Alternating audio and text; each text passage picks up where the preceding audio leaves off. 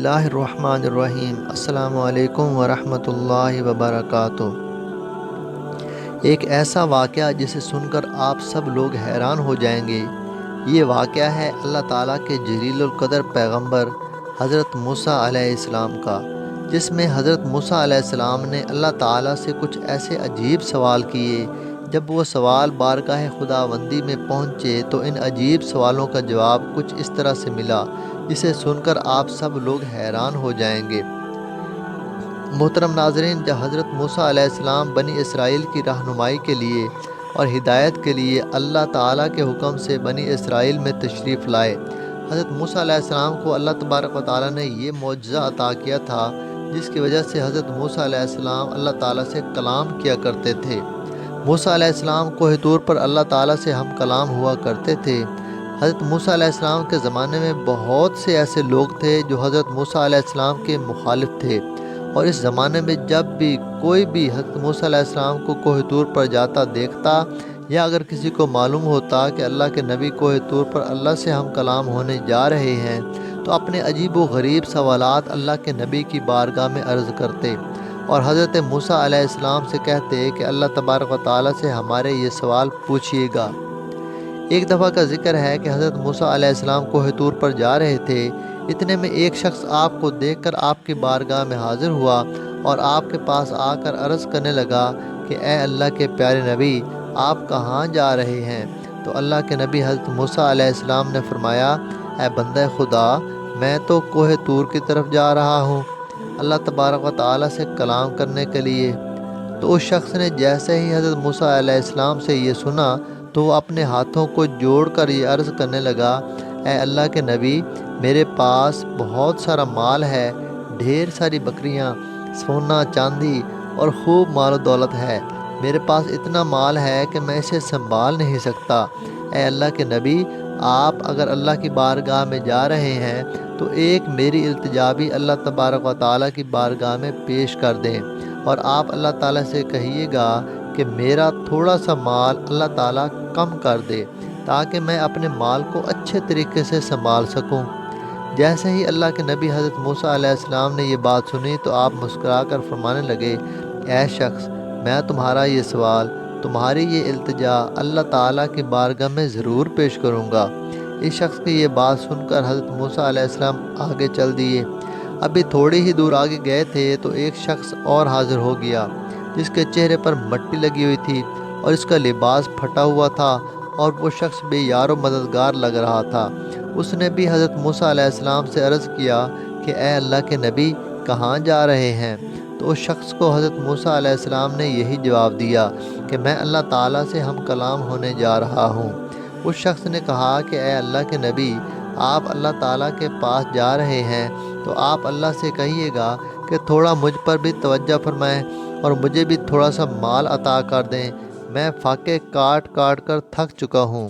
تو حضرت موسیٰ علیہ السلام نے فرمایا، اے شخص، میں تمہارا یہ سوال اللہ تعالیٰ سے ضرور عرض کروں گا۔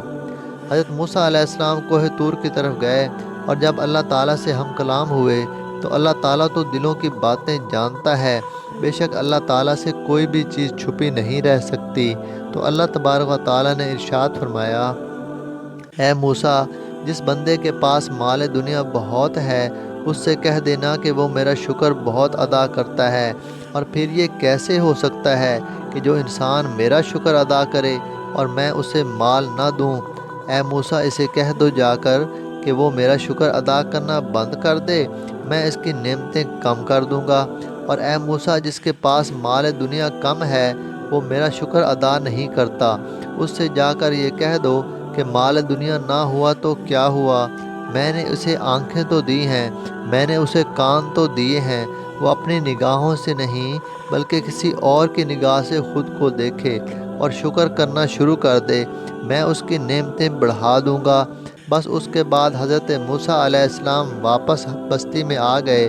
حضرت موسیٰ علیہ السلام سے پہلے وہ شخص ملا جس کے پاس دنیا کی دولت بہت زیادہ تھی، جس نے حضرت موسیٰ علیہ السلام سے دولت کم کرنے کی التجا کی تھی۔ تو حضرت موسیٰ علیہ السلام نے اس شخص سے فرمایا، اے بندہ خدا، اللہ تعالیٰ نے ارشاد فرمایا ہے کہ تو میرا شکر بہت ادا کرتا ہے، تو شکر کرنا کم کر دے میں تیری نعمتیں کم کر دوں گا۔ تو وہ شخص کہنے لگا، اے اللہ کے نبی، یہ کیسے ہو سکتا ہے کہ جس اللہ نے مجھے انسان بنایا، آنکھیں دیں، زبان دی، کان دیے، ہاتھ پیر سلامت دیے، جس نے زمانے میں مجھے عزت دی، اتنا مال دیا، اتنا مالدار بنایا، تو میں اس کا شکر کیسے ادا نہ کروں؟ اے اللہ کے نبی، مال زیادہ ہو یا کم ہو، لیکن میں کبھی اس کا شکر ادا کرنا کم نہیں کروں گا۔ تو حضرت موسیٰ علیہ السلام نے فرمایا، پھر تمہارا مال کبھی کم نہیں ہوگا۔